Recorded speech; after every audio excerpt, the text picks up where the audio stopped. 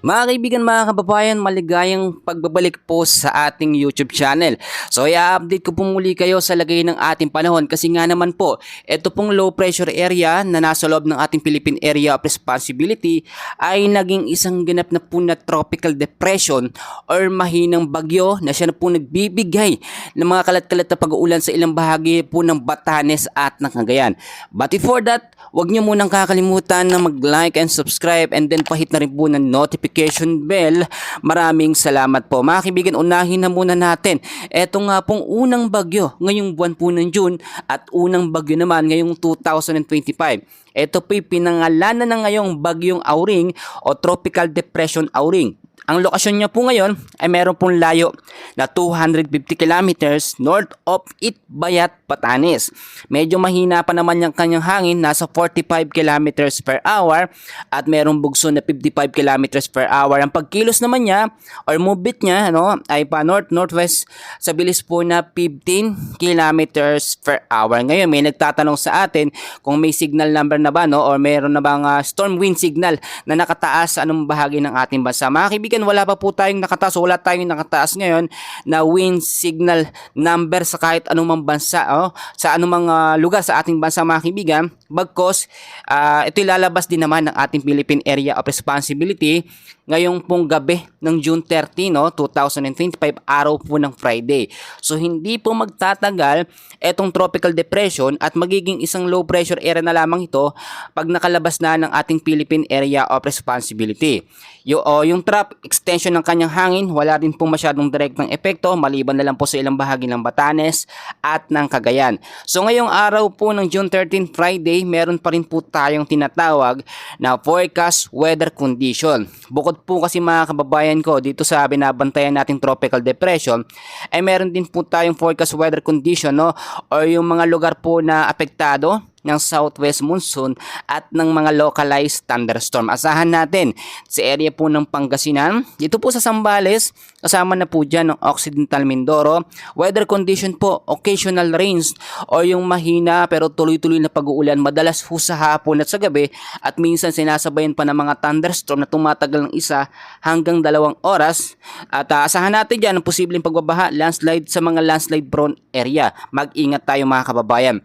Samantalang sa area po ng Batanes, kasama na po ang Cagayan. Ito po yung mga lugar na apektado naman nito nga pong tropical depression or mahinang bagyo. Mga kaibigan, walang nakataas na wind signal number dito nga po sa Batanes at Cagayan, bagkos mahinang bagyo lamang o tropical depression lamang ito nga pong si Bagyong Auring. Inaasahan naman natin, mga kaibigan, mga kababayan ko, sa area naman po ng Western Visayas, the rest po ng Luzon, asahan natin dyan ng cloudy skies with scattered rains and thunderstorm dahil po sa southwest monsoon. Mag-ingat po tayo sa posibleng impact nito, pagbabaha po sa mababang lugar at landslide naman sa mga landslide prone area kapag nagkaroon po ng malakawakan at malalakas po na mga pag-uulan. Ang ilang bahagi naman po ng Luzon at ilang bahagi ng ating bansa ay patuloy din makakaranas ng partly cloudy to cloudy skies with isolated rain showers or thunderstorm o mga pagkulog at pagidlak sa hapon at sa gabi dahil po sa mga localized thunderstorm.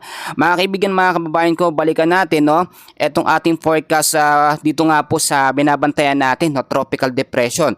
Ito po yung inaasahang lalabas na ngayong gabi po ng Friday at kung titignan po ninyo sa ating mga forecast update, hindi ito magiging sobrang malakas po na pag-uulan.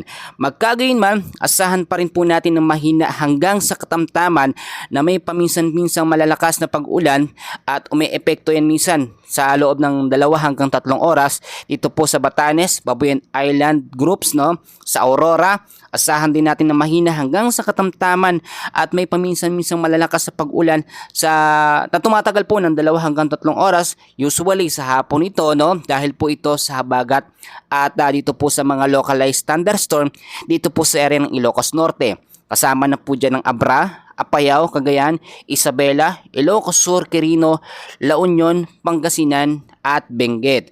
Mga kaibigan, mga kababayan, bukod po dito sa monitor natin na tropical depression or mahinang bagyo, wala po tayong namomonitor na panibagong bagyo or low pressure area na nabuo no or mabubuo sa loob ng ating Philippine Area of Responsibility. So ine-expect natin matatapos po ang buwan ng June walang panibagong bagyo.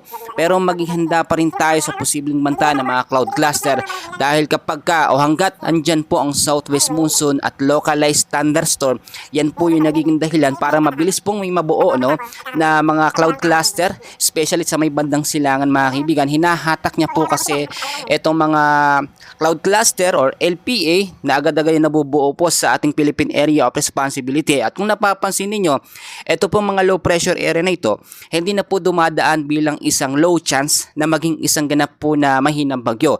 Nakandalasan, nasa medium chance agad hanggang sa maging high chance na maging isang ganap o maging mahinang bagyo. No? At ito pong si Bagyong Auring, take note, ipapaalala ko, hindi po ito nakikitaan na potensyal na magiging malakas no? Or super typhoon. Wala po tayong ganong kategory. Nasa kategory lamang bilang isang tropical depression or mahinang bagyo. Ito nga pong si Bagyong Auring and then lalabas na po ito ng ating Philippine Area of Responsibility. So idadagdag ko lamang yung mga paalala ko para po clear sa atin at alam natin ang ating gagawin. Kapag meron pong banta ng mga bagyo, unang-una pinapaalala ko, lagi po tayong maging updated sa lagay ng ating panahon. So ang ginagawa ko, lagi ko po kayong minomonitor at ina-update sa lagay ng ating panahon. So diyan kayo, lugaliin nyo, nakalike at nakasubscribe. No? Pangalawa, is-safety po natin ang ating mga kagamitan, especially yung mga area po sa Metro Manila na mabilis pong binabaha no? Dahil po sa malalakas at malawakang pag-uulan. Kasi nga naman, minsan yung mga basura nakakalat dyan, bumabara ho sa mga kanal.